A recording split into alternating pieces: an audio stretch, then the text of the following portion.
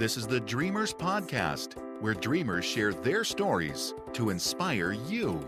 Now, join host Joe Pardo as he interviews a dreamer who's living their dreams.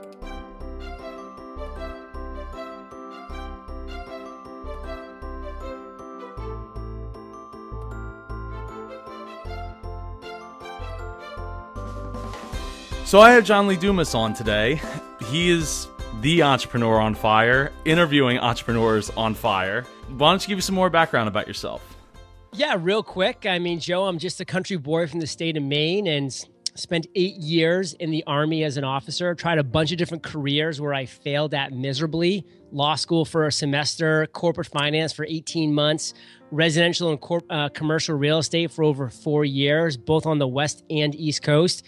Just not finding my swing, not finding my stride, and really quitting, just being a quitter for a long period in my life. But at the age of 32, I finally had a little aha moment, I like to say, which was to create a 7-day-a-week podcast that interviews entrepreneurs on fire. And that's when I launched my podcast. And here we are 725 episodes later, with over 10 million downloads to date, having won Best of iTunes in 2013, Forbes, Inc., Time Magazine features. The accolades keep piling up, and I just keep having fun. So, John, today's episode is all about removing distractions. You know, distractions get in our way all the time, and sometimes it's people, sometimes it's outside things like Twitter or Facebook, or wanting to play PlayStation all day, or just go outside and hang out at the beach, you know, go, was it paddle boating or? Paddleboarding. Paddleboarding, right. We actually call it SUP, stand-up paddleboarding. So, you know, those things can tend to be a distraction, and sometimes even yourself can be a distraction because you don't know how to stay focused on one thing. I know I find myself constantly, like, I'm doing something, and I open up a separate window, and I'm like, okay, in between page loads of looking at different websites, I'm already doing something else, like, because it you know, it takes 2 seconds, but you know what? In those 2 seconds, I could be doing something else. And there's a term, switch tasking, not multitasking, which I'm a huge purporter of. Is switch tasking? It's not multitasking. You can only do one thing at a time. What kind of distractions do you run into? I run into a ton of distractions, and I'll get into those in detail in a second. But, you know, a couple of tools I want to share that have really worked well for me. One's called Total Focus. And that just allows you to put on your websites sites that you're blocking from yourself. It's like handcuffing yourself from going to YouTube or Facebook or Twitter or your email while you know you need to set time to do on an absolute task. And, you know, it's tools like that another one's called Freedom. If you just type in like Mac Freedom or something, they will lock out you from getting distracted from doing certain things that you know just end up being rabbit holes that you get stuck down going. Because you might open up your email address just to, say, write somebody an email, but then you see you have 6 unread messages, and next thing you know, you're in there for an hour responding to messages and doing tasks that came up during the. I mean, it's an absolute mess, and you need to really learn the tips, tools, and tactics to get around getting distracted by doing that stuff and how I set things up. I'm a huge believer, number one, Joe, in Parkinson's Law. Tasks will expand to the time that you allot them. So I allot specific amount of time to do a task and that task only. And if I just had on my calendar, do X, Y, Z, and it was a completely open day, it would take me that whole day to do X, Y, and Z. But if I give myself an hour to do that, guess what? Your mind just goes into this other gear and you knock stuff out and you get stuff done. And it's so powerful. And another method I really want to challenge people to try is called the Pomodoro method. And that's where you're doing 25 minutes on, 5 minutes off. You can adjust it if you want to, 40 minutes on, 5 minutes off. But it's important to give your mind parameters about how much you're going to be working. It can't be this open-ended thing because then the mind wants to escape because it doesn't have an end time. But when you know that you're about to have a buzzer going off at a certain amount of time, you're just able to focus and to get into that topic. And then it's healthy for you too, Joe, because then that alarm goes off. That's your tip to get up and do some pull-ups, do some push-ups, jumping jacks, walk around for a couple minutes, get some fresh air on my balcony, whatever it might be. Get out of this chair, get out of just this digital world that I'm living in for a second and like actually look around, if only for 5 minutes, and just appreciate life. So Parkinson's Law schedule things. Get things on your calendar, lock it in for specific times and stick to that. The Pomodoro method, give it a whirl, and use tools like Total Focus and Mac Freedom when you're first starting to really make sure you stay accountable to that. Sorry, I couldn't pay attention. I was checking my Facebook there. So typical. I know, right? In between all those things, I personally haven't used the Pomodoro method, but very good friends of mine do, and they love it. One thing I use is, I can't think of the app, but I'll put it in the show notes. It's a free app for Mac that it forces you to take breaks, and you can set the parameters of it, and it comes up and it just stays up on the screen the entire time. Yeah. I would like to know that. Hit me up with that. Yeah, I will. It's mostly meant for like, I think it's called anti-RSI. Yeah. Antisocial? Oh no. Anti-RSI. Yeah, because it's supposed to be meant for to save your wrists. But what it actually can be used for is very similar type things as the Pomodoro method and all that. And you can set little breaks and then big breaks. Like every hour you get 5 minutes, but every, I think 5 or 10 minutes I think it comes as 5 minutes. You take like 10 seconds off or 15 seconds off, and it just comes up and it stays up. And every time you move the mouse or you touch a key, it resets the clock to 15 seconds. Yeah, so you can't get away from it. When I do a lot of office type work, I try to use it so that I give myself breaks. Right. Just 10-second breaks every 5 minutes. Adds up, and then every hour you get like 5 minutes up to just walk around. I love the ideas of getting up and just doing some jumping jacks or some push-ups or some sit-ups, or just go take a walk around the block or the office. You go get some more coffee, water, whatever it is. You just get away from looking at the screen, looking at whether it's even your phone. Sometimes you go from looking at your computer, you go down to your phone, and you're not really getting away at that point. So true. And a lot of times you're missing what's going on in life around you because you look down, and it's easy. You don't think that it's a distraction, but it actually is quite a big distraction. I bet you if you ask the people that you're with, if they don't have their phone out, whether or not you should have your phone out.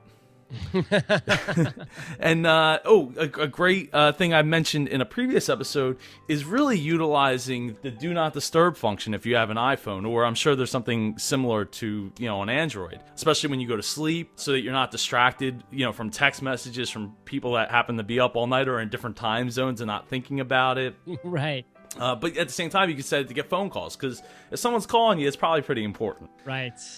But yeah, I mean, distractions they're very limiting in what you're able to accomplish, because like you said, you end up going to Facebook and you start looking at posts, and then you're looking at pictures, and before you know it, you're doing completely off topic what you were originally supposed to be doing, whether it was on Facebook or not.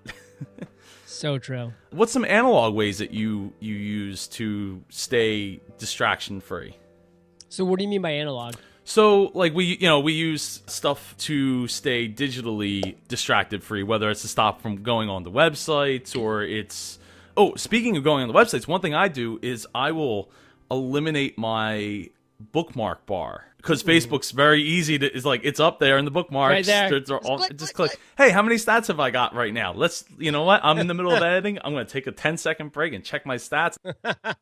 Before you know it, it's like you're doing something totally different. So yeah, a lot of times I'll hide the bookmark bar. But analog in the sense of, say you're in a social situation and, hey, there's like a 10-second, let me just pull out my phone and see what's going on Facebook or Twitter or wherever. What's some of the things that you do to stay focused? Well, I can tell you, for one, I don't even have my phone in the same room as me most of the time. It's it's in my bedroom. It's just on silent. It's under, for me, text messages, phone calls. Those aren't priority things for me during the day. So my phone is just not in the same capacity as me. I don't have that distraction. I never have notifications on my phone. It stays on silent at the whole time. I mean, that's just really important for me. And as far as distractions go, I mean, I really believe that if you are batching correctly, and again, that means for me, I do 8 interviews for Entrepreneur on Fire every single Tuesday. I do 4 back-to-back interviews on other shows every single Monday. And it doesn't allow me to be distracted, because I'm going from task to task to task to task. And then after this interview, which is my last one, I'm going to go to my calendar. I'm going to see what that next block of time is that I've set up. It's not an excuse for me to dive into my email. I have set times to check my email throughout the day. It's not just whenever a new message comes up.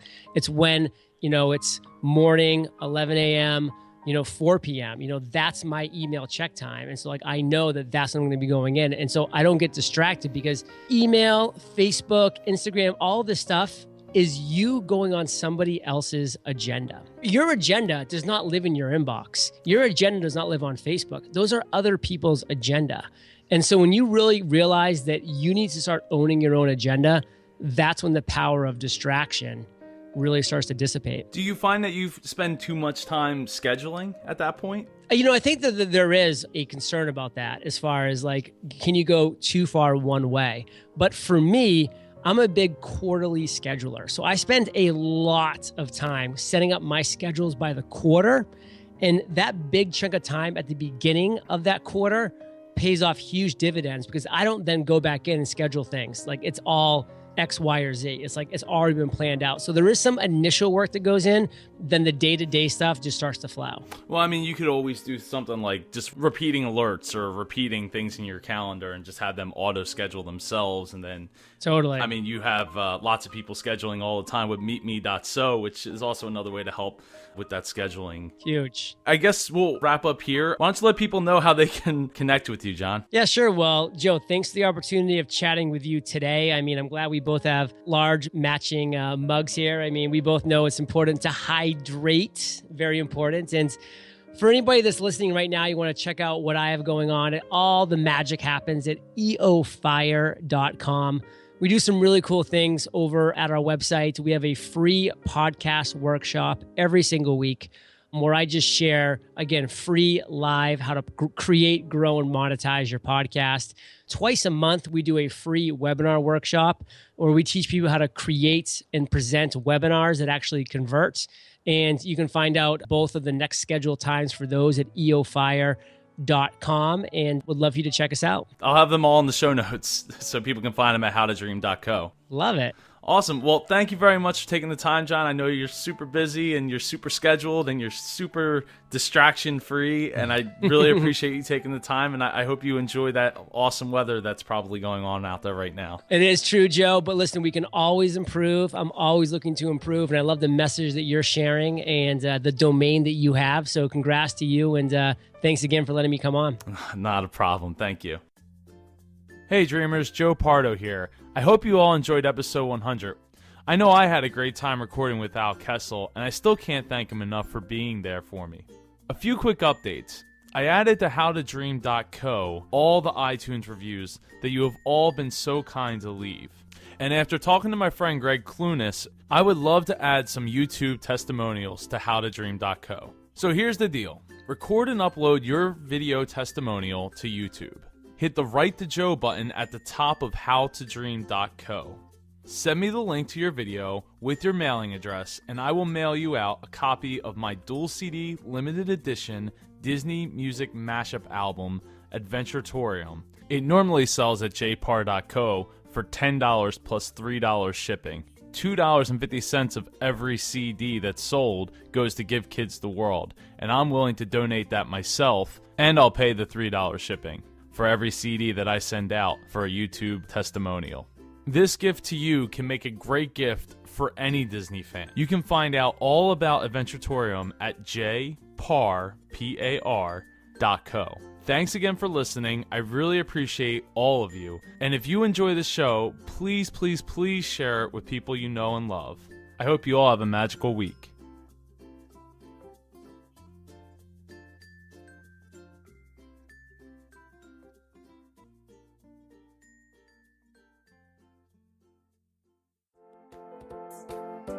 Thank you for joining us for this episode of the Dreamers Podcast. Follow us on Twitter at Dreamers Podcast. Join us on Facebook at facebook.com/Dreamers Podcast. If you or someone you know would like to be a guest on the Dreamers Podcast, please send an email to j@jpar.co. This podcast is copyright 2014 by jpar.co.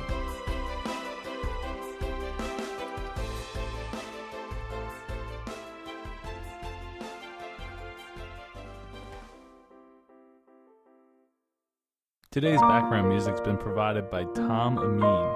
You can check out more about Tom Amin at tomaminmusic.com.